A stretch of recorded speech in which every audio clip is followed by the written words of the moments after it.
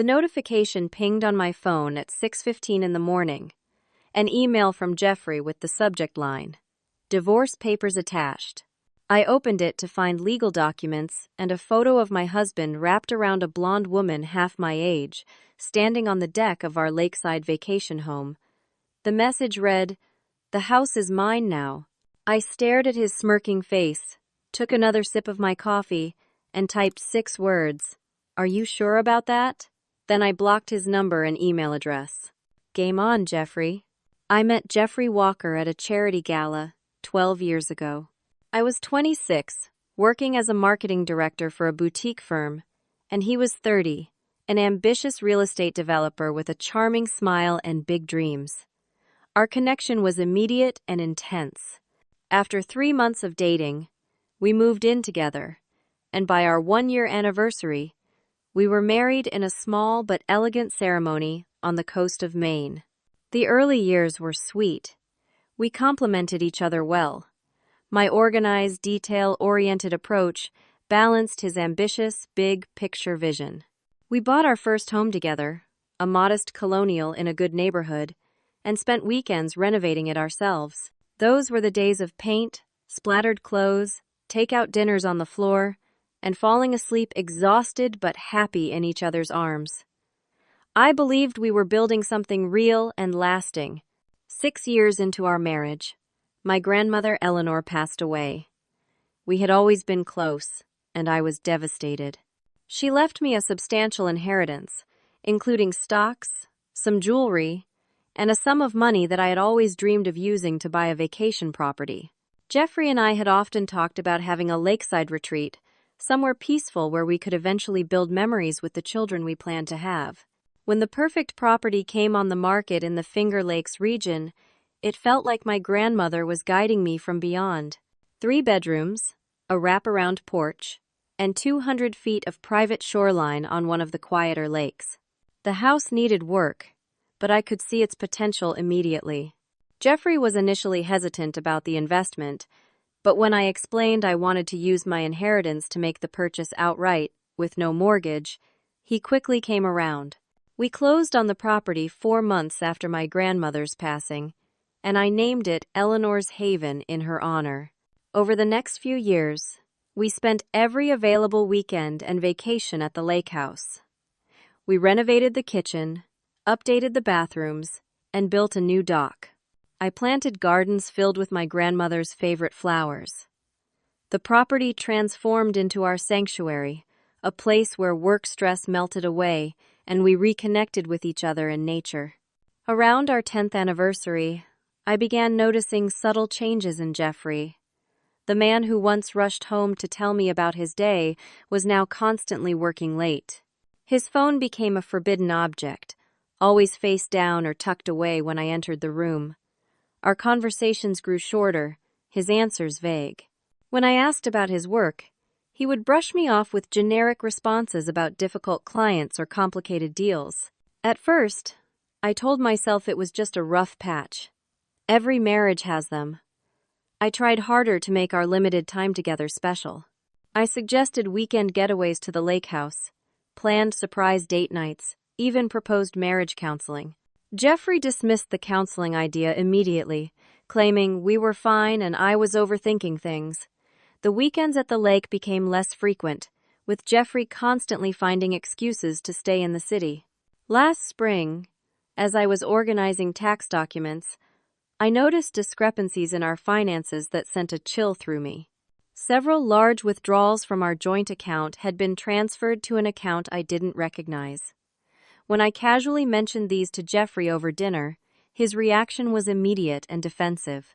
"Just business expenses," he said too quickly. "I'm restructuring some investments. Nothing for you to worry about." But something in his eyes told me to worry. A lot. That night, after he fell asleep, I did something I had never done before. I looked through his laptop. I told myself it was to reassure myself that everything was truly fine, that my suspicions were just paranoia. Instead, I discovered he had been transferring funds systematically for months, preparing financial statements that didn't include all our assets, and taking out loans against properties I thought we owned free and clear. I closed the laptop and returned it exactly as Id found it. I didn't confront him. Not yet. First, I needed to understand what I was dealing with. The next day, I opened a separate bank account and began transferring small amounts of my personal savings into it. I made copies of all our important financial documents and stored them at my office. I started paying closer attention to Jeffrey's schedule, noticing patterns of absences that corresponded with strange charges on our credit card statements. The trips to see potential development sites in neighboring states became more frequent. Sometimes he'd be gone for 3 or 4 days at a time, calling with updates about promising properties and meetings with investors. I smiled and asked appropriate questions while conducting my own quiet investigation into our financial reality. And then yesterday, as I was organizing the documentation I had gathered over the past few months to take to a lawyer, I discovered the most devastating evidence yet. Jeffrey hadn't just been hiding money. He had been systematically transferring funds from our joint accounts to shell companies I had never heard of. Worse, he had taken out a second mortgage on our primary residence without my knowledge by using a forged signature on the documents. I sat at my desk, staring at the paperwork in disbelief. The man I had built a life with for 12 years had been planning his exit, methodically and coldly. As the shock gave way to anger, my phone pinged with an email notification. And there it was, the divorce papers. The photo of Jeffrey with a young woman I had never seen before, standing on the deck of Eleanor's Haven. "The house is mine now," his message taunted. As if my grandmother's legacy, the home I had poured my heart into, was just another asset for him to steal. His smug certainty was his first mistake. I knew something he clearly didn't. The lake house had never been in our joint names. When I purchased it with my inheritance, my grandmother's attorney had advised me to keep it in my name only, as a special case. It was advice Id followed, not out of distrust for Jeffrey, but out of respect for my grandmother's wishes that her gift remain in the family line. Jeffrey had just declared war over a property he had no legal claim to, and he had no idea what else I had discovered about his financial deceptions. The morning after receiving Jeffrey's email, I called Taylor Reed, my friend since college, who had become one of the most respected divorce attorneys in the city. We had stayed close over the years, meeting monthly for lunch and keeping up with each other's lives. She knew Jeffrey, had been to our holiday parties, and joined us occasionally at the lake house. But she had also noticed changes in him over the past year, commenting once that he seemed distracted and checking his phone too often during conversations. "Can you meet me at my office in an hour?" Taylor asked after I explained the situation. "Bring whatever documentation you have." I arrived at Taylor's sleek downtown office with a folder of papers and a heavy heart. Her assistant ushered me into a conference room, where Taylor waited, professional in a navy suit, but with concern in her eyes. "Arabella, I'm so sorry you're going through this," she said, giving me a quick hug before shifting into attorney mode. "Let's see what we're dealing with." I spread out the documents I had gathered, copies of our property deeds, bank statements, investment portfolios, and the recent discoveries of hidden accounts and unauthorized loans. Taylor reviewed everything methodically, making notes and occasionally asking clarifying questions. When she reached the paperwork for the lake house, she paused. "This is good news, at least," she said, tapping the property deed. "Your grandmother's attorney gave you excellent advice. This property is legally yours alone, regardless of what Jeffrey may believe. He has no claim to it whatsoever." I felt a wave of relief followed immediately by renewed anger. How dare he threaten to take my grandmother's gift? "What about the rest of it?" I asked. "The hidden accounts, the loans against our properties?" Taylor leaned back, her expression serious. "This is concerning, Arabella. If he forged your signature on loan documents, that's fraud. And these systematic transfers suggest he's been planning this for some time." She recommended we meet with a financial advisor immediately to get a complete picture of our assets and liabilities. She also advised me to remain calm and not confront Jeffrey directly yet. Has shown his hand too early, she explained. He thinks you'll be emotional and reactive. Instead, we're going to be strategic and thorough. The fact that he doesn't know you've discovered his financial maneuvers gives us an advantage. That afternoon, I met with Heather Dawson, a forensic accountant Taylor recommended. Heather had worked on high-profile divorce cases involving complex financial deceptions, and her expertise was immediately evident as she analyzed our financial records. "You were smart to act when you did," Heather told me after our 2-hour session. "Based on these transactions, your husband has been moving assets for at least 8 months, possibly longer." She explained that several of the transfers had gone to LLCs with obscure names, a classic tactic for hiding assets during divorce proceedings. She would need time to trace all the money, but her preliminary assessment was that Jeffrey had moved close to $200,000 into accounts he controlled exclusively. "What I don't understand is why now," I said. "Why send divorce papers when he still had accounts to empty and assets to hide?" Heather gave me a knowing look. "People like your husband often get overconfident. They think they've covered their tracks so well that they can start the next phase of their lives before finishing the job. It's actually a common mistake." I left the meeting with Heather with a clearer understanding of our financial situation and a growing sense of resolve. I wasn't going to let Jeffrey steal my future along with my present. Over the next week, I continued my investigation with Taylor's guidance. I discovered that Jeffrey had been using company funds to finance a lifestyle I knew nothing about. Dinners at exclusive restaurants, weekends at luxury hotels, shopping sprees for women's clothing that had never entered our home. The betrayal went beyond an affair. It was a complete double life.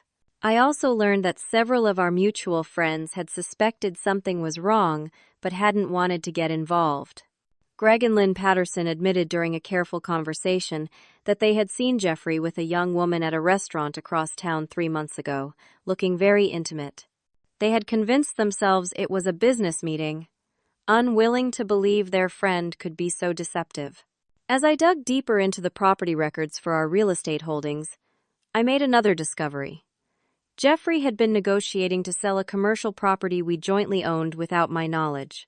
The preliminary paperwork included only his signature, with a note that his wife's signature would follow.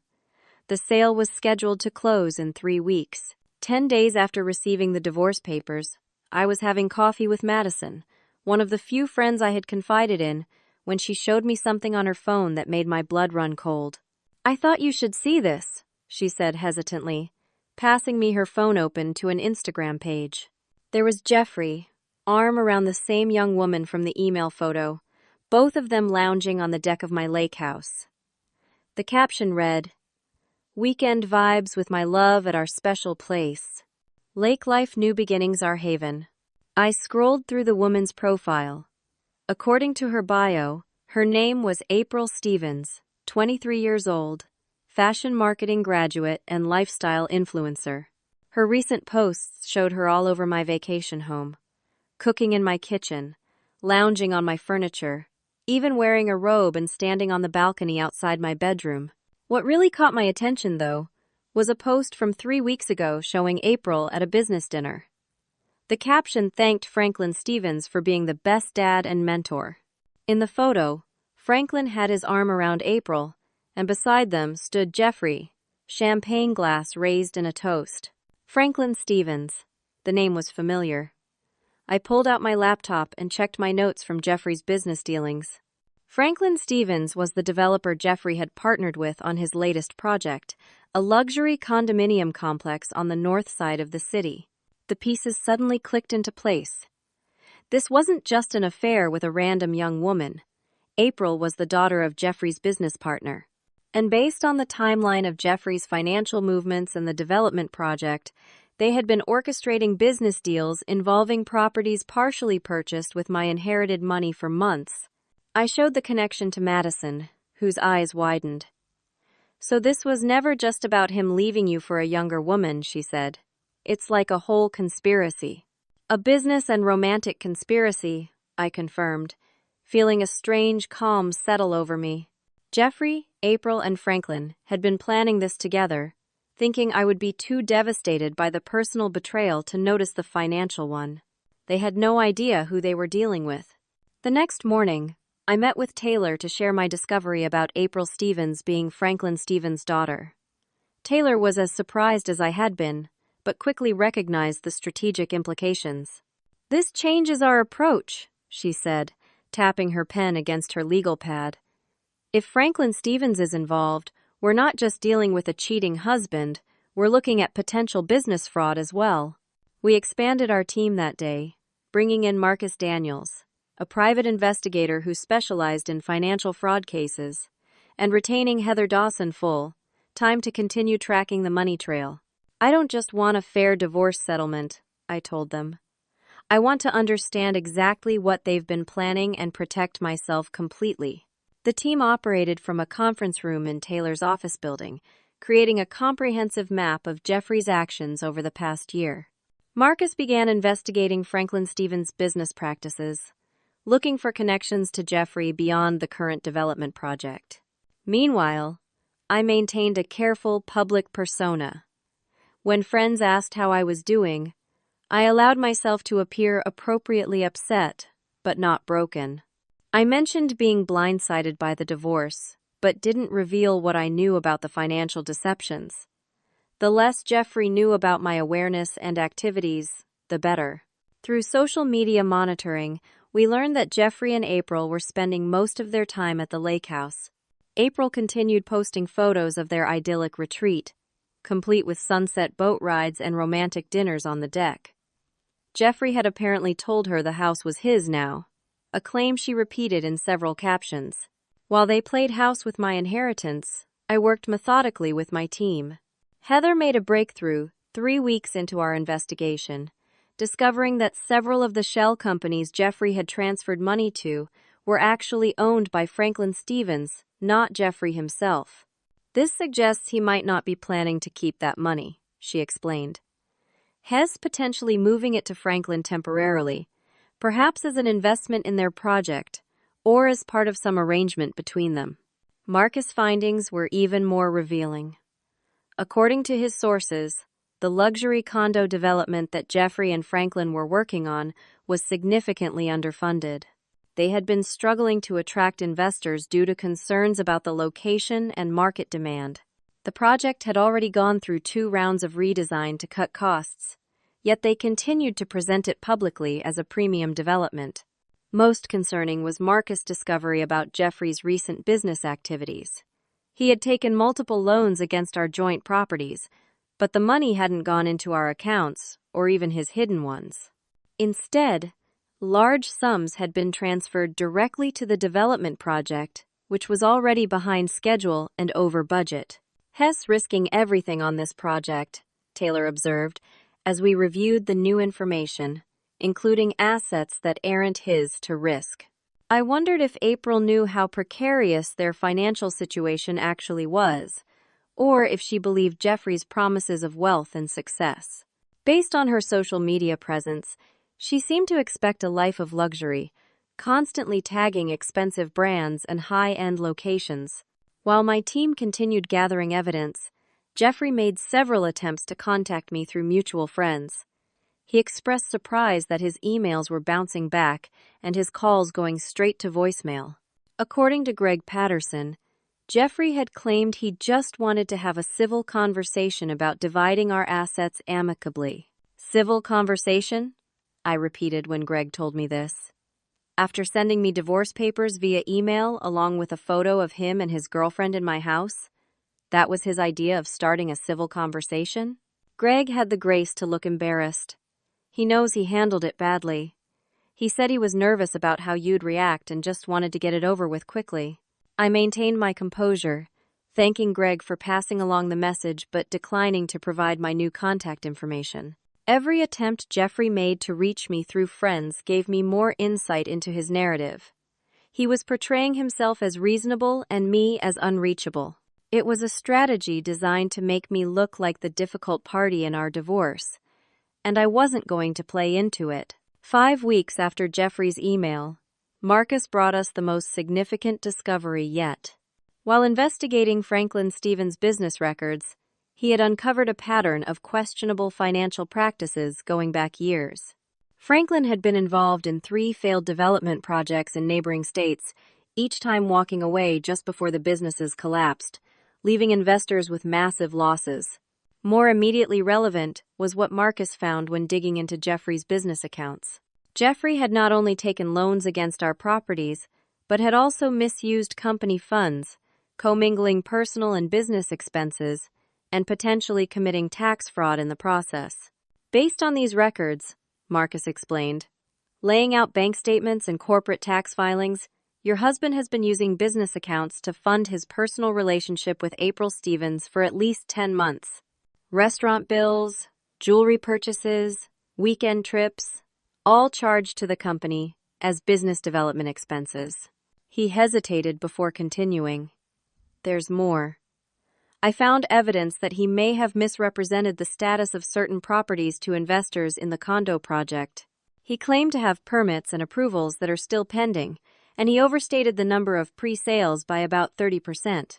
Taylor leaned forward, suddenly very alert. That's securities fraud if the project has outside investors. It goes beyond our divorce case into criminal territory. I sat back, absorbing the implications. My husband wasn't just a cheater and a liar. He was potentially facing criminal charges. Do you think he realizes how much trouble he's in? I asked. Marcus shook his head. Based on his recent activities and spending patterns, I don't think he has any idea. He's behaving like someone who believes he's outsmarted everyone around him. For the first time since receiving those divorce papers, I felt a twinge of something unexpected, pity. Jeffrey had been so focused on his affair and his scheme to hide assets that he had entangled himself in something much more serious. But my compassion was short-lived, replaced by determination when I received a text from Madison later that evening. You need to see this. Followed by a screenshot from April's Instagram showing her wearing my grandmother's vintage sapphire ring, the one that had been stored in the bedroom safe at the lake house, along with other family jewelry it inherited. The caption read, "Something old, something new, something borrowed, something blue. Can't wait to make it official with my forever love." Engagement season. My hands shook with anger. That ring was a family heirloom, meant to stay in my family for generations. Now this woman was flaunting it online as if it were hers, given to her by a man who had no right to it. I forwarded the image to Taylor with a brief message. We need to move faster. The next morning, I initiated the first phase of our plan. Taylor filed an emergency petition to secure my separate assets, particularly the lake house and my grandmother's jewelry. The filing included documentation proving the property had been purchased solely with my inheritance and had never been commingled with marital assets. Simultaneously, I moved the remainder of my personal funds to secure accounts and contacted the insurance company that covered my grandmother's jewelry to report potential theft. The agent advised me to file a police report, which I did that afternoon, providing photographs of the items and documentation of ownership. I still haven't received official divorce papers, I explained to the officer taking my report. My husband sent me an email claiming he was filing for divorce, but then blocked my responses. Now he's allowing his girlfriend to wear my family heirlooms. The officer was sympathetic and thorough, taking detailed descriptions of each piece of jewelry and promising to follow up. While I knew recovering the ring might be complicated if Jeffrey claimed he had given it to April as a gift, creating an official record was an essential first step. While I secured my assets, Marcus continued monitoring Jeffrey's business activities. The condo development project was progressing toward a major milestone, a presentation to potential investors scheduled for the following week. According to Marcus sources, Jeffrey and Franklin were counting on securing at least $5 million in additional funding to keep the project afloat. This presentation is their Hail Mary pass, Marcus explained during our team meeting. They've invited everyone who expressed even the slightest interest, plus several new potential investors. Based on the promotional materials, they're presenting it as a sure thing, a chance to get in on a guaranteed success. I reviewed the investor prospectus Marcus had obtained. It featured glossy renderings of the completed development, market analyses projecting exceptional returns, and testimonials from early investors. What it didn't mention were the permit delays, the budget overruns, or the lackluster pre-sales. Is this level of misrepresentation normal in development projects? I asked. Taylor and Marcus exchanged glances. Some degree of optimism is expected, Taylor said carefully, but this crosses the line into potential securities fraud. Marcus nodded in agreement, especially considering what we now know about the actual financial state of the project. I made a decision then that would change the course of everything. I want to meet with some of these potential investors, I said. Not all of them, just a few key players who might be receptive to hearing another perspective. Taylor looked concerned. That's risky, Arabella. It could alert Jeffrey that you're actively working against him. I understand the risk, I replied. But these investors deserve to know what they're getting into. And strategically, it gives us leverage. If the funding falls through, Jeffrey and Franklin will be in a much weaker position. After careful consideration, the team agreed to a modified approach. Rather than meeting with investors directly, we would provide selective information to Jackson Palmer, a respected financial analyst who had been asked to review the project for two major potential investors. Marcus had a professional relationship with Jackson and could arrange a confidential meeting. The meeting took place at a quiet restaurant across town, with Marcus making the introductions and then leaving us to talk privately. Jackson was in his 50s, with shrewd eyes and a reputation for brutal honesty in his assessments. I appreciate your discretion in this matter, I began after we had ordered coffee. I'm in a complicated situation involving my husband and this development project. Over the next hour, I shared selected documentation about the project's actual financial status, the permit issues, and the pattern of behavior from both Jeffrey and Franklin. I was careful not to mention my pending divorce or make any accusations I couldn't substantiate with evidence. Jackson reviewed everything methodically, asking pointed questions and taking notes. I'm currently conducting due diligence for two investment groups considering this project, he confirmed. This information is directly relevant to my analysis. Before we parted, Jackson thanked me for bringing these concerns to his attention. My clients pay me to give them an accurate risk assessment, he said. I can't do that without all the facts. I left the meeting feeling both relieved and anxious. I'd taken a significant step that would directly impact Jeffrey's plans, but I had no way of knowing how quickly the effects would ripple through to him. I didn't have to wait long for an answer. 2 days later, Madison sent me another social media update. April had posted a series of photos from a shopping trip captioned, "Retail therapy definitely needed after a stressful day of listening to business talk. At least I got some new pretties to cheer me up. Treat yourself." The comments revealed more. One of April's friends had asked what was wrong, and she had replied, "Just drama with JS business partner. Apparently some investors are getting cold feet about their project. So tired of hearing about it. Our strategy was working. The investor presentation was still days away, but word was already spreading about potential issues with the project." Meanwhile, Heather had completed her forensic analysis of our finances and delivered sobering news. Jeffrey hasn't just been hiding assets, Arabella, has been burning through cash at an alarming rate. Between the money he's put into the condo project, the lavish lifestyle he's been maintaining with April, and some questionable personal investments, he's nearly depleted the funds he transferred out of your joint accounts. How is that possible? I asked, stunned.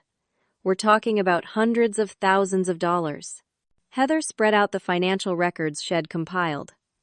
High-end restaurants 4 or 5 nights a week. Weekend trips to New York and Miami.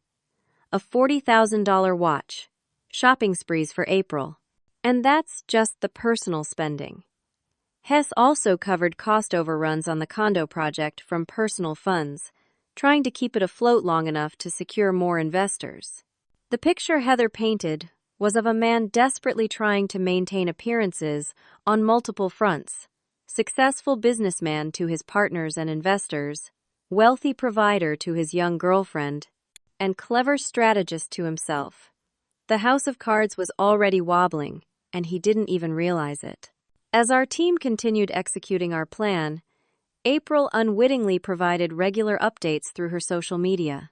She and Jeffrey were still at the lake house, though her posts had become less frequent and her captions less effusive. There were tense conversations happening behind those carefully filtered photos, discussions about money and business that were clearly dampening her enthusiasm for lake life. A week after my meeting with Jackson Palmer, Marcus reported a significant development. 3 major potential investors had declined to participate in the condo project, citing concerns about financial projections and permit issues. The investor presentation had been postponed, while Jeffrey and Franklin scrambled to address the sudden wave of questions and concerns. "Jeffrey must be panicking," Taylor observed. "This project was supposed to be his big win. His ticket to the lifestyle has been promising April." I thought about the mounting pressure Jeffrey must be feeling. The project faltering, money running out, April expecting the luxury life Head promised her. And somewhere in the back of his mind, the loose end that was his marriage, and the assets he thought he could easily claim. Our plan was working almost too well. Jeffrey was being backed into a corner, and I knew from experience that he was most dangerous when desperate. The next day, we received confirmation of just how desperate he had become. Marcus called an emergency team meeting, his expression grave as he shared his latest discovery. "Your husband has taken out a hard money loan with some very questionable characters," he told me. "The kind of lenders who don't care about credit scores or business plans, but charge astronomical interest rates and have their own methods of ensuring repayment." "How much?" I asked. $500,000, Marcus replied. "Enough to keep the project going until he can find new investors. But if he can't pay it back within 90 days, he's going to have much bigger problems than a failed business venture." I felt a chill run through me. Jeffrey had always been ambitious, sometimes reckless, but this was beyond anything I had imagined. He was putting not just his financial future at risk, but potentially his safety. "We need to accelerate everything," I decided.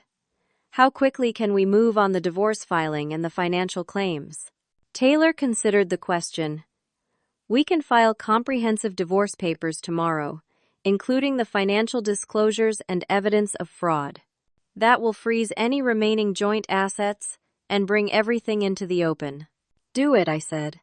"It's time Jeffrey understands exactly what he's facing." The morning after we filed the divorce papers, I received a flurry of calls and texts from mutual friends. Jeffrey had apparently gone on a rampage, calling everyone we knew to demand they help him contact me. He claimed I was being unreasonable, hiding from him, and potentially sabotaging his business out of spite. I maintained my composed exterior, thanking friends for their concern, but explaining that all communication with Jeffrey needed to go through our respective attorneys. Most friends respected this boundary, though a few pressed for details about what had really happened between us. Madison remained my staunchest supporter, running interference with our social circle and keeping me updated on Jeffrey's increasingly desperate attempts to control the narrative. According to her sources, he was telling wildly different versions of our separation depending on who he was talking to. To some, he claimed I had abandoned him for another man. To others, he portrayed himself as the victim of my unreasonable jealousy and controlling behavior. Meanwhile, our legal strategy was proceeding exactly as planned. Taylor's comprehensive filing had caught Jeffrey's attorney completely off guard. The lawyer, Alan Burgess, was a corporate attorney with limited family law experience who had clearly been unprepared for the volume and specificity of our financial evidence.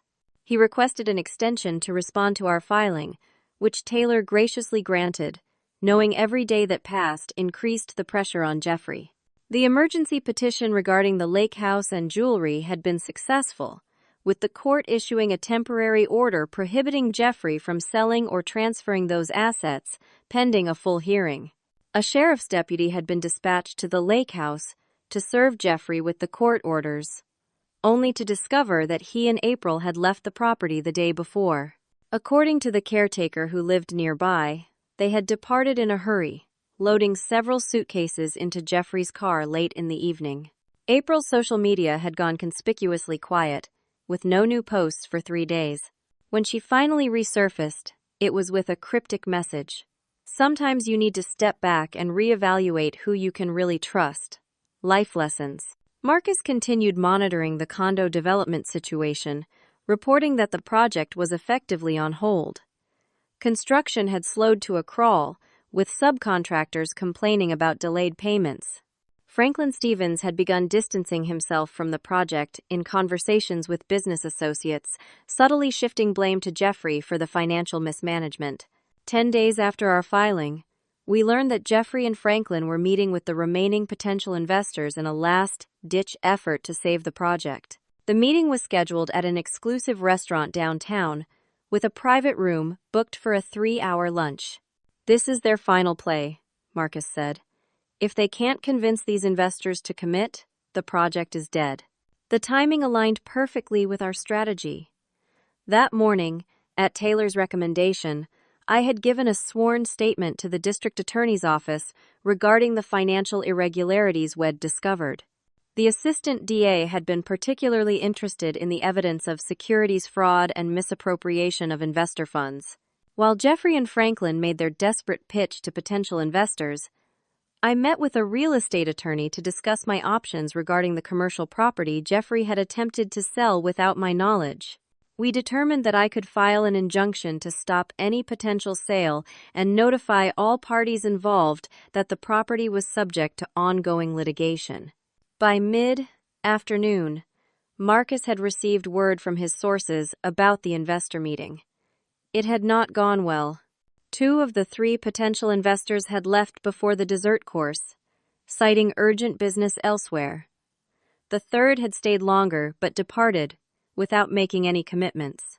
As we were discussing next steps, Taylor received a call from Alan Burgess, Jeffrey's attorney. She put him on speaker so our team could listen.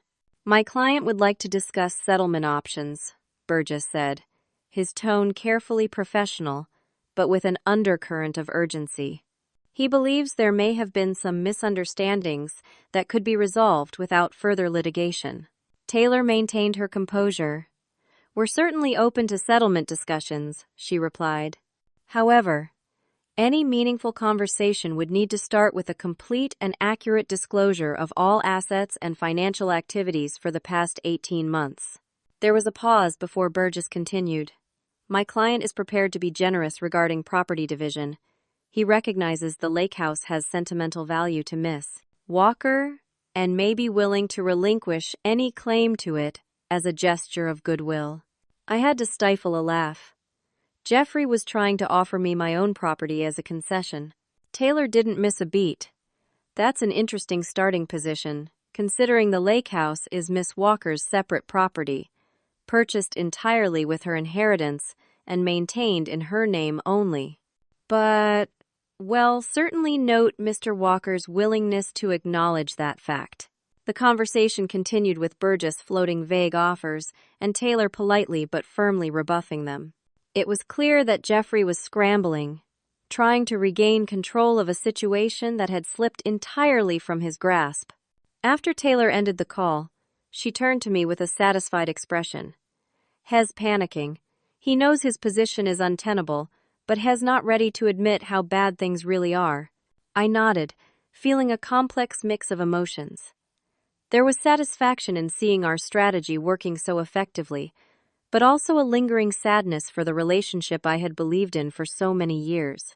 The man I had married would never have found himself in this desperate position, willing to lie and cheat to maintain appearances. That evening, as I was reviewing documents with Heather, Madison called with an unexpected update. "You're not going to believe this," she said, her voice tense with excitement. Franklin Stevens just threw Jeffrey under the bus on social media. He posted a statement distancing himself from the condo project and claiming he was misled about the financial situation by his partner. I asked her to read the post, and she obliged. "In light of recent developments, I feel compelled to clarify my role in the Northside Plaza development. While I contributed my name and expertise to this project, I relied on my business partner to handle the financial arrangements and investor relations. I am deeply concerned by information that has recently come to my attention suggesting misrepresentation of the project's status and finances. I am cooperating fully with all parties to ensure transparency and accountability moving forward." It was a masterclass in corporate self-preservation, carefully worded to shield Franklin from liability, while implying that Jeffrey was solely responsible for any impropriety. The post concluded with a personal note that twisted the knife further. "On a personal note, I am also dealing with family matters related to these developments and ask for privacy during this difficult time." The family matters could only refer to April's involvement with Jeffrey. Franklin was cutting ties on all fronts, business and personal. I was still processing this development when Marcus called with news that changed everything. "I've been monitoring that hard money loan your husband took out," he said without preamble. "My sources tell me he's missed the first payment deadline. These aren't the kind of lenders who send polite reminder notices, Arabella. They tend to take a more direct approach to collections." "How direct?" I asked, though I already suspected the answer. Marcus' voice was grave. "Direct enough that your husband might be considering leaving town. One of my contacts saw him at the bank this morning, withdrawing cash. A lot of cash." I thanked Marcus for the information and immediately called an emergency team meeting. If Jeffrey was planning to flee, everything would change. We needed to act immediately to protect whatever assets remained and ensure he couldn't escape the consequences of his actions. As the team gathered in Taylor's office, I received a text from an unknown number. "We need to talk. In person. No lawyers. Tonight. It's about April." The sender had to be Jeffrey. No one else would demand a meeting on those terms. I showed the message to Taylor, who advised strongly against meeting him alone. "Hess desperate, unpredictable, and potentially facing criminal charges," she reminded me. "Any communication needs to go through proper channels." I agreed, but something about the message nagged at me. Why mention April specifically? What did he think that would accomplish? While we strategized our next steps, Madison called again. "April just went live on Instagram," she reported. "She's at some hotel bar, clearly been drinking, and she's spilling everything." "Put it on speaker," I requested, and Madison obliged.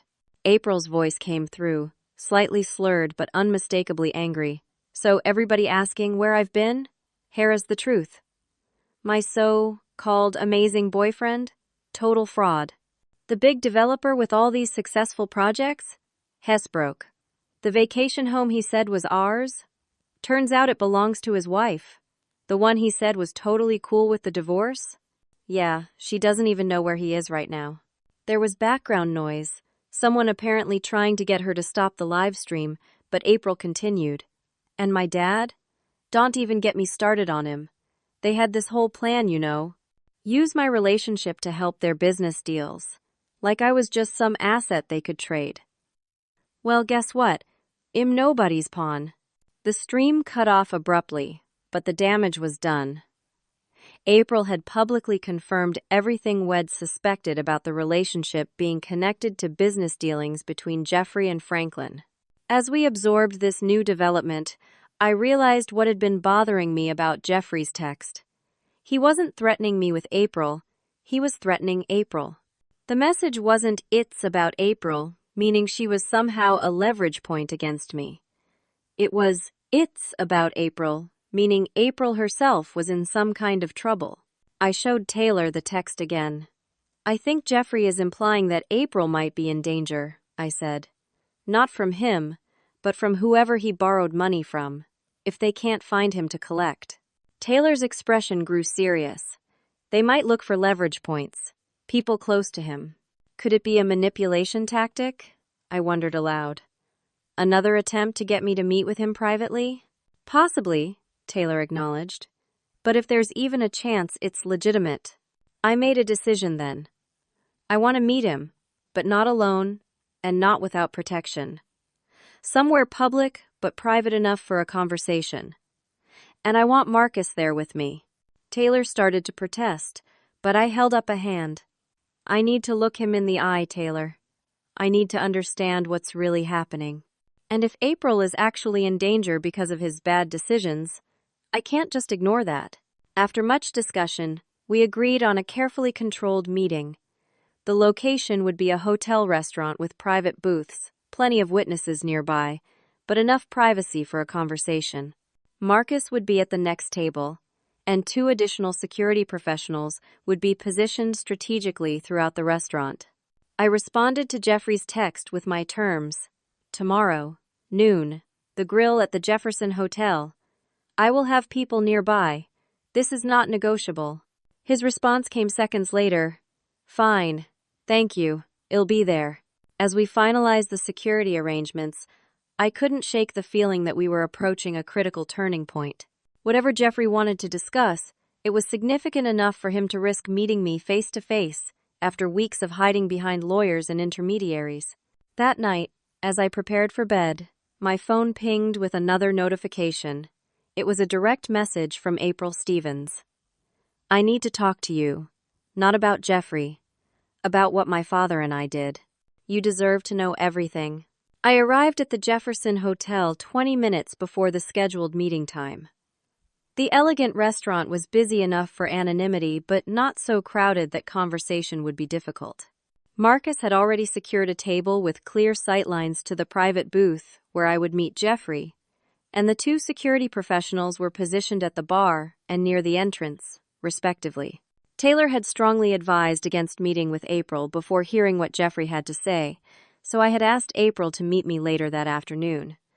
Her response had been immediate and grateful. Thank you. I have documentation you should see. I was stupid to trust either of them. At exactly noon, Jeffrey walked into the restaurant. I barely recognized him. The confident, polished man I had been married to for 12 years had been replaced by someone who looked like Head, aged a decade in a matter of weeks. His normally impeccable appearance was disheveled, his eyes shadowed with exhaustion, his movements tense and watchful. He spotted me and made his way to the booth, sliding in across from me without making eye contact. Up close, he looked even worse. His hands trembled slightly as he placed them on the table. Thank you for meeting me, he said, his voice hoarse. You said it was about April, I replied, keeping my tone neutral. Is she in danger? He looked up, surprise flickering across his face. You care about that? After everything? I care about not having an innocent person harmed because of your poor decisions, I said evenly. Even if she's not actually innocent in all this. Jeffrey ran a hand through his unkempt hair. She's not entirely innocent, but she doesn't deserve what's happening. I borrowed money from some people. Dangerous people. I missed a payment, and now they're looking for leverage. You mean they're threatening her to get to you? I clarified. He nodded miserably. They approached her outside her apartment yesterday. Didn't hurt her. Just made it clear they knew who she was, where she lived, her routine. Said they wanted to talk to me about my business obligations. I maintained my composure with effort. And where were you when this was happening? Trying to put together enough money to make the payment, Jeffrey replied, a defensive edge creeping into his tone. Everything went wrong at once. The investors pulled out. Franklin turned on me. The banks froze my accounts after your legal filing. My legal filing, I repeated. Not your embezzlement, fraud, or misuse of company funds. Not your attempt to hide assets during a divorce you initiated with an email and a cruel photo. Jeffrey had the grace to look ashamed. I know how it looks. How it looks? I leaned forward, my calm facade cracking slightly. It looks like you systematically betrayed every aspect of our marriage, lied to everyone around you, broke multiple laws, and now want my help because your house of cards is collapsing. I do need your help, he admitted, his voice barely audible. But not for me, for April. She doesn't deserve to be threatened because of my mistakes. I studied him, trying to reconcile this broken man with the husband I thought I had known. What exactly do you want from me? Money, he said bluntly. Enough to make the first payment and buy some time. I can sell some assets, liquidate what I have left, figure something out for the rest. The audacity was breathtaking. After everything he had done, he expected me to give him money to solve a problem he had created entirely through his own actions. Before I could respond, my phone buzzed with a text from Marcus. Franklin Stevens just entered the hotel lobby, heading this way. I glanced toward the restaurant entrance and saw Franklin approaching, his expression thunderous. Jeffrey followed my gaze and stiffened. "Did you tell him I was here?" he demanded. I didn't have to answer because Franklin had reached our table. Unlike Jeffrey, he looked immaculate in a tailored suit, though his face was flushed with anger. "I thought I'd find you here," he said to Jeffrey, ignoring me completely. "Were you going to tell me about your meeting with the investors yesterday?" Jeffrey rose halfway from his seat. "This isn't the place, Franklin." Franklin remained standing, looming over the table. "You promised me you wouldn't approach them without me. You promised you'd stick to the script we agreed on. Instead, you offered them my property as collateral? My personal property?" "I never said it was yours," Jeffrey protested. "I just said I could secure the investment with prime real estate." Franklin laughed, a harsh sound without humor. "Prime real estate that happens to be my vacation home in Aspen? The one that's been in my family for 3 generations? They called me this morning to verify, Jeffrey. Did you really think they wouldn't do their due diligence?" I watched this exchange with growing understanding. Jeffrey had been trying to save himself by leveraging assets that weren't his to leverage. First, my lake house, now Franklin's family property. The conversation was drawing attention from nearby tables. I noticed April entering the restaurant, stopping short when she saw her father confronting Jeffrey at my table. Our eyes met briefly, and I saw a complex mix of emotions cross her face: embarrassment, regret, determination. She approached our table, her chin lifted in a gesture of defiance that reminded me painfully of how young she actually was. "Dad," she said quietly, "this isn't helping."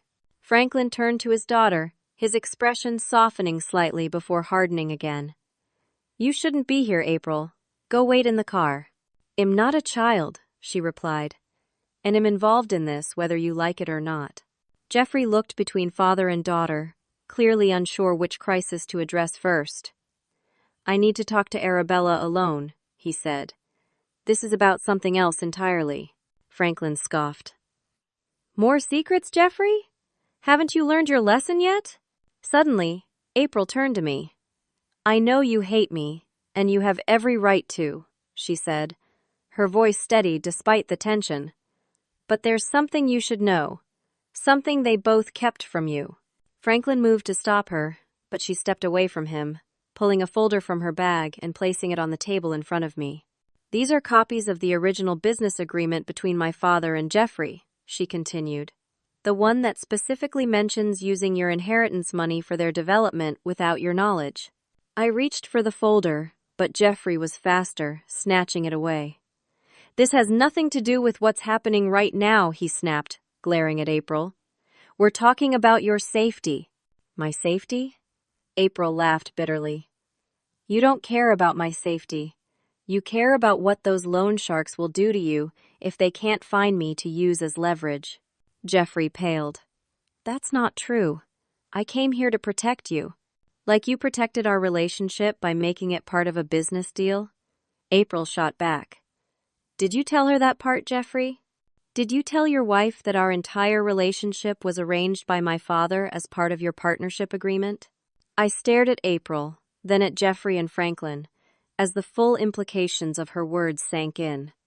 The folder had fallen to the table during their argument, and I opened it while they continued arguing. Inside were copies of emails, contracts, and handwritten notes detailing an arrangement more calculated than I had imagined. The documents showed that Franklin had explicitly introduced April to Jeffrey with the understanding that Jeffrey would romance her as part of their business relationship. Franklin believed a personal connection between his partner and his daughter would ensure Jeffrey's loyalty to their joint ventures. More disturbing were Jeffrey's responses, agreeing to the arrangement while already married to me, strategizing how to transition from his marriage to a new relationship with April that would solidify his business position with Franklin. I looked up from the documents to find all three of them watching me. Their argument temporarily paused. "You planned this from the beginning," I said to Jeffrey, my voice remarkably steady considering the fury building inside me. "Our marriage wasn't failing because we grew apart or because you fell in love with someone else. You deliberately sabotaged it for a business advantage." Jeffrey had the decency to look away, unable to meet my gaze. "It wasn't like that at first. The business was genuine, but then things got complicated. We needed more investment from Franklin. And I was the perfect solution," April interrupted bitterly. "Daddy's little princess who just wanted to be loved. Who better to manipulate than the girl with daddy issues and social media aspirations?" Franklin reached for his daughter, but she stepped back. "Don't," she said. "You used me just as much as he did. You both treated me like a commodity to be traded." As this family drama unfolded at my table, I noticed Marcus approaching casually, positioning himself where he could intervene if necessary. The security professionals had also moved closer, responding to the escalating tension. I stood up, gathering the documents from the folder. "I'm leaving now," I announced. "Jeffrey, I will not be giving you money to pay off your loan sharks. That is your problem to solve." "Arabella, please," Jeffrey began, but I cut him off. "As for April's safety, I will have my security team escort her wherever she needs to go today, if she wishes. After that, I suggest you both." She gestured to Jeffrey and Franklin. "Figure out how to clean up the mess you've made without using her as either bait or a bargaining chip." Franklin started to object, but April interjected. "I'd appreciate that, actually. I have an apartment I can stay at that they don't know about. A friend from college." Jeffrey looked desperate. "The payment is due by midnight. If I don't make it." "Perhaps you should have thought about that before borrowing money from criminals," I suggested coolly. "Or before sending me divorce papers via email with a taunting photo. Or before planning to use my inheritance for your business deals without my knowledge. Or before a dozen other choices that led you here." I gestured to Marcus, who approached our table. "This is Marcus Daniels," I said to April. "He's a private investigator working with my legal team, and he and his associates will ensure you get where you're going safely." April nodded, looking relieved and uncertain at the same time. "Thank you," she said quietly. "I really am sorry about all of this. I didn't know about the inheritance or the lake house being yours until last week. By then, you were already wearing my grandmother's ring I finished for her."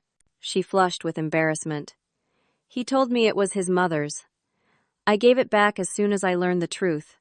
It's in a safe deposit box. I can take you there right now if you want." The sincerity in her voice was unexpected. Despite everything, I found myself believing her. She had been manipulated by her father and my husband, used as a pawn in their schemes. She wasn't blameless, but she also wasn't the villain I had imagined. "I'll have someone accompany you to retrieve it," I said, softening slightly. "For now, let's focus on getting you somewhere safe." As Marcus escorted April from the restaurant, I turned back to Jeffrey and Franklin, who were watching me with a mixture of desperation and calculation. "I will be turning these documents over to my attorney," I informed them, "and to the district attorney's office, which is already investigating both of you for securities fraud." Franklin blanched. "Securities fraud? What are you talking about?" "Ask your partner," I suggested. Hes the one who misrepresented project status to investors. Though I'm sure the DA will be interested in your role as well, particularly after seeing these agreements. I gathered my purse and prepared to leave, but Jeffrey reached for my arm. I flinched away from his touch. Please, Arabella, he said, his voice breaking. I'll lose everything. I looked at him, this stranger who had once been the center of my world, and felt a surprising wave of pity beneath my anger. You already have, Jeffrey. You lost everything the moment you decided our marriage, my trust, and your integrity were worth trading for a business advantage. As I walked away, I heard Franklin berating Jeffrey behind me, their partnership dissolving into recriminations and blame. Their carefully constructed plan had collapsed entirely, leaving them with nothing but the consequences of their actions. Outside the hotel, I took a deep breath of fresh air, feeling as though I had finally emerged from a dark tunnel into the light. The confrontation had been painful, but clarifying.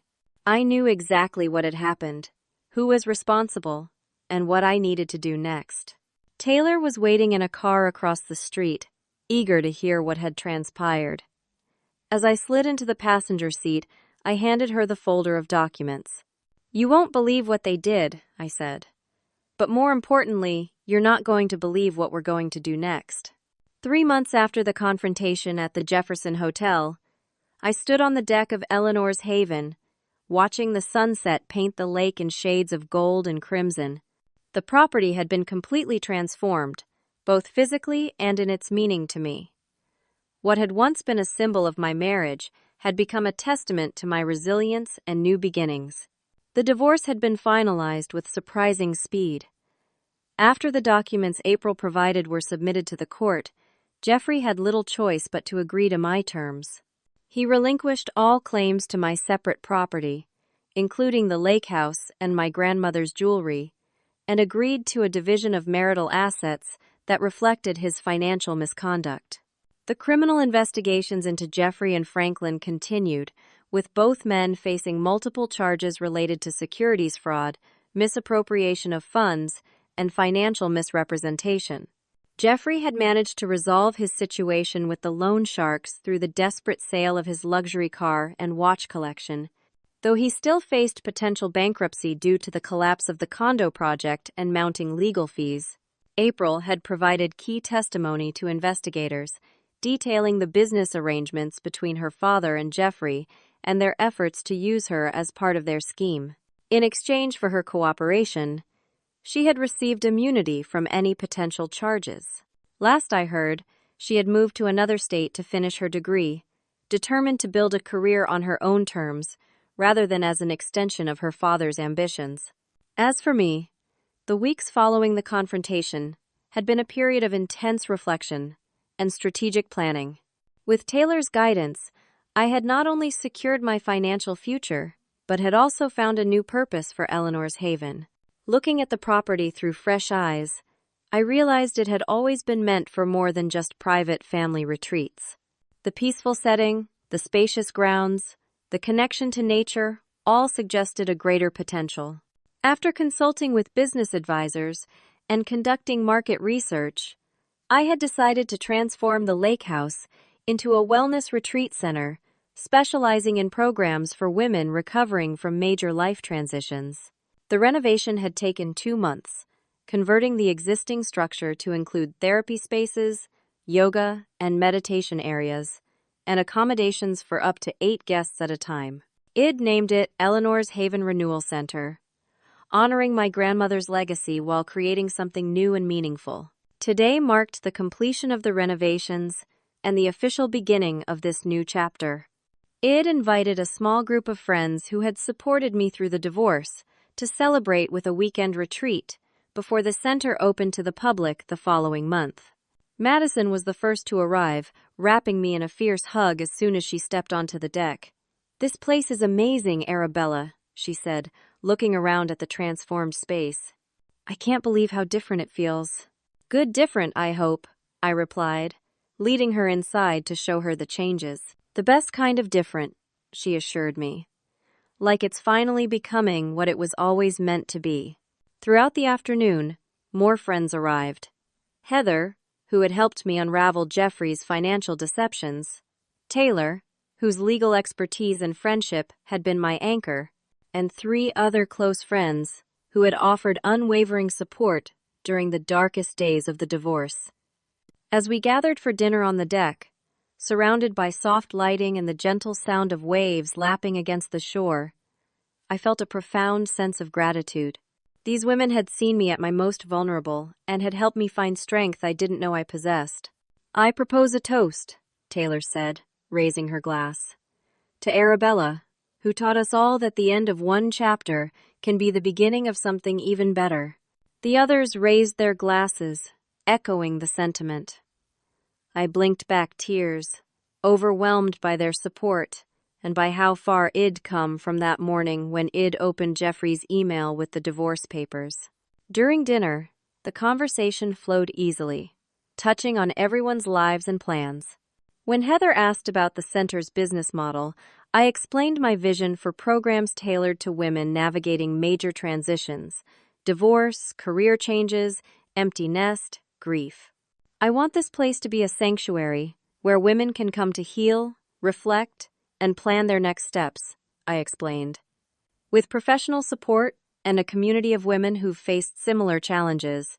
"It's perfect," Madison said, "using your experience to help others through theirs." As the evening progressed, we moved inside to the newly designed great room, with its comfortable seating arranged around a fireplace. The conversation turned more personal, with each woman sharing stories of challenges they'd overcome and lessons they've learned. When it came to my turn, I found myself reflecting on the past year with surprising clarity. When Jeffrey sent those divorce papers and that photo, I thought it was the worst day of my life, I admitted. I felt humiliated, betrayed, and so angry. But now I can see it was actually the beginning of finding myself again. I paused, considering how to express the profound shift in my perspective. Before, I defined myself largely through my marriage. I was Jeffrey's wife, building our life together. When that identity was suddenly ripped away, I had to confront the question of who I was without him.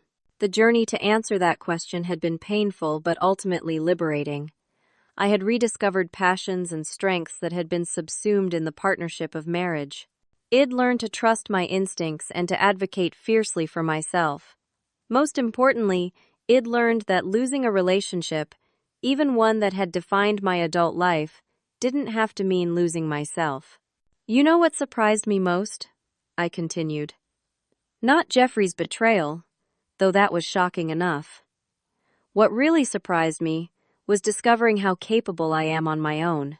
How much clearer my vision became once I stopped trying to accommodate someone else's." Taylor nodded in understanding. "That's the gift that sometimes comes from these painful experiences. You find out what you're made of, and what you're not willing to accept anymore," Heather added. We talked late into the night, sharing insights and laughter, creating new memories in a space that had been reclaimed and reimagined. As my friends eventually retired to their rooms, I remained on the deck for a while, savoring the peace of the lake at night and reflecting on the journey that had brought me here. A year ago, I couldn't have imagined standing in this place, feeling this sense of purpose and contentment. The path had been difficult, marked by betrayal and pain, but also by discovery and growth. I'd learned that resilience isn't about avoiding hardship, but about finding the strength to transform it into something meaningful. The next morning, I woke early and went for a walk along the shoreline, watching the mist rise from the water as the sun broke through the trees. When I returned to the house, I found Madison already up, coffee in hand, sitting on the deck. "I had the strangest dream last night," she said as I joined her. "I dreamed I saw your grandmother walking through the house, looking at all the changes. She seemed really pleased." I smiled, touched by the image. I hope she would be. I think she always knew this place had a greater purpose. We sat in companionable silence, watching the lake come alive with the morning light. Later, as the others joined us, and we shared breakfast, The conversation turned to the center's upcoming opening and my plans for the future. "Have you heard anything more about Jeffrey?" Heather asked cautiously. I shook my head. Not directly. My attorney mentioned Hez agreed to a plea deal on some of the financial charges. Hez facing probation, fines, and community service rather than jail time. His reputation in the business community is ruined, though. "And Franklin?" Taylor inquired. "Fighting the charges with expensive lawyers," I replied. "But the evidence is pretty compelling, especially with April's testimony." "What about April?" Madison asked. "Have you had any contact with her?" I nodded. "She sent me a letter about a month ago, actually. She's in Arizona now, finishing her degree in environmental science, which apparently was her original passion before her father pushed her toward fashion and marketing. She apologized again for her role in everything and thanked me for helping her get to safety that day." I had been surprised by April's letter, by its sincerity and self-awareness. She had been a victim of manipulation in many ways, yet she had taken responsibility for her choices and was actively rebuilding her life with greater authenticity. There was something inspiring in her determination to learn from the experience rather than being defined by it.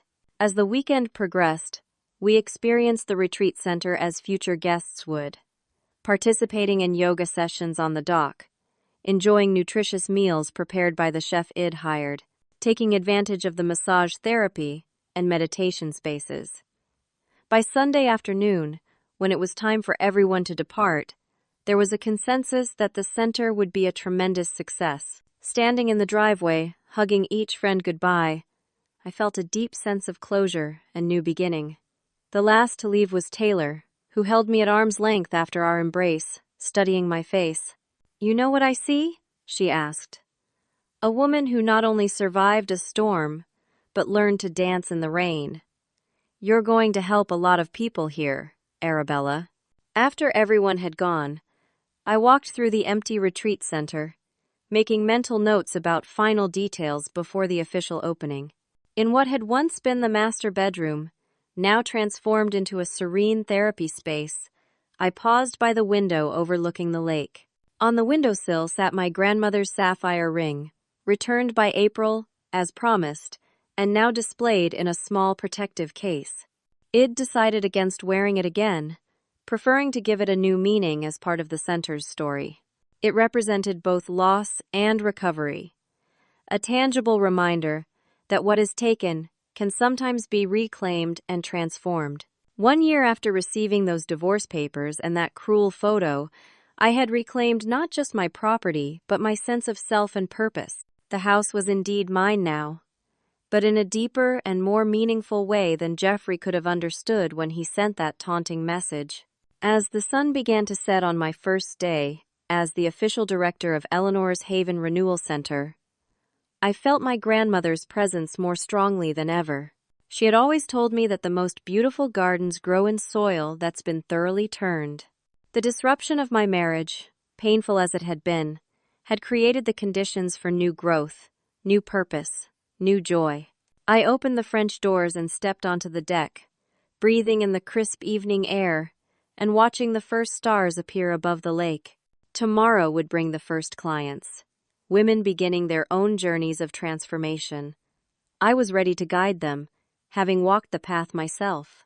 "The house is mine now," I whispered to the evening sky, reclaiming those words that had once been weapons, transforming them into an affirmation of everything it built and everything that lay ahead. Thank you for joining me on this journey of recovery and transformation. If you've ever had to rebuild after betrayal or loss, I'd love to hear about your experience in the comments. What helped you find strength when you needed it most?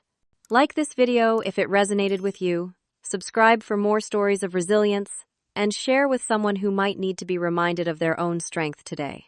Until next time, remember that sometimes our greatest challenges lead us to our truest purpose.